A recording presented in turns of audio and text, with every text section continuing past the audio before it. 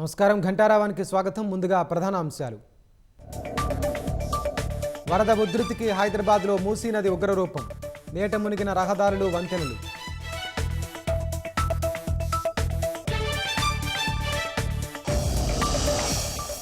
హైదరాబాద్లో పలు కాలనీల్లోకి చేరిన వరద నీరు.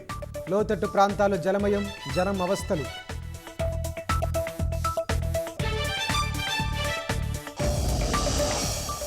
ఒడిశాలోని గోపాల్పూర్ వద్ద తీరం దాటనున్న వాయుగుండం. పలు కోస్తా జిల్లాల్లో వర్షాలు పడతాయన్న వాతావరణ శాఖ.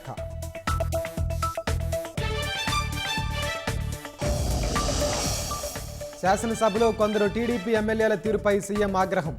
వ్యక్తిగత అజెండాలతో వివాదాస్పద వ్యాఖ్యలేంటని క్లాస్.